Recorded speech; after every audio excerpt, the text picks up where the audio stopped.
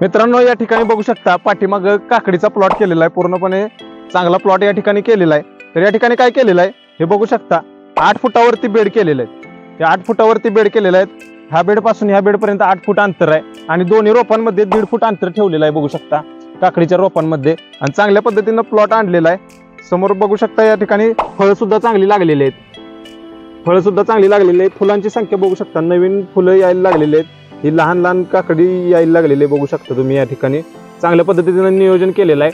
तर याच्यामध्ये शेतकरी मित्रांनो काय केलेलं आहे, तर याच्यावरती फळमाशीसाठी नियंत्रणासाठी हा ट्रॅप लावलेला आहे बघू शकता। याच्यामध्ये कशा पद्धतीने ह्या फळमाश्या मरून पडलेल्या आहेत ह्या बघू शकता तुम्ही। याच्यामध्ये हा ट्रॅप लावलेला आहे आणि एवढ्या प्रमाणात या ठिकाणी माश्या मरून पडलेल्या आहेत।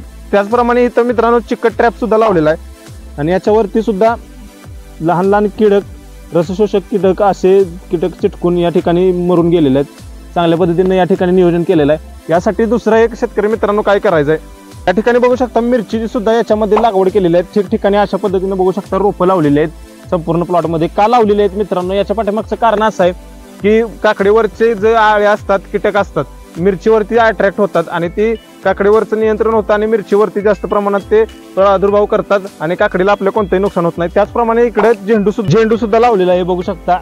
संपूर्ण साईडनं असा झेंडू लावून घेतलेला आहे। तर झेंडूचा पण तोच फायदा होतो की असं काकडीच्या प्लॉटमध्ये झेंडू जर लावला तर त्याच्यावरती काकडीवर होणाऱ्या आळ्यांचा जो प्रादुर्भाव असतो त्या आळ्या डायरेक्टली झेंडूवरती अट्रॅक्ट होतात आणि ते अट्रॅक्ट तिकडे झाल्यामुळे जास्त प्रमाणात झेंडूवर प्रादुर्भाव करतात, आपली काकडी सुरक्षित राहते। आणि शेतकरी मित्रांनो, तुम्ही फुलं लागलेली पाहिलेलीच आहेत त्याच्यामध्ये। तर या ठिकाणी फुलांची संख्या बघू शकता, अशा पद्धतीने चांगली फुलं लागलेली आहेत। तर याच्यावरती माहिती देणार शेतकरी मित्रांनो, सर्वात महत्त्वाचं काय असते याच्यामध्ये, तर फुलधारणा महत्त्वाची असते।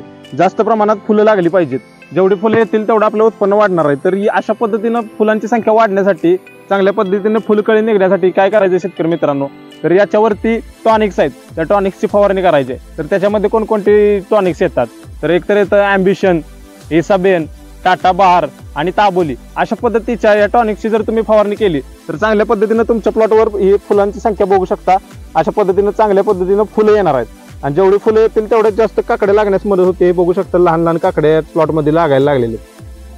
तर तुम्ही सुद्धा या टॉनिकचा जर वापर केला शेतकरी मित्रांनो, तर चांगल्या पद्धतीनं तुमच्या प्लॉटमध्ये बहार येईल आणि चांगलं तुम्ही उत्पन्न घेऊ शकता। संपूर्ण या ठिकाणी प्लॉटमध्ये कशा पद्धतीने नियोजन केलेलं आहे ते बघू शकता। या ठिकाणी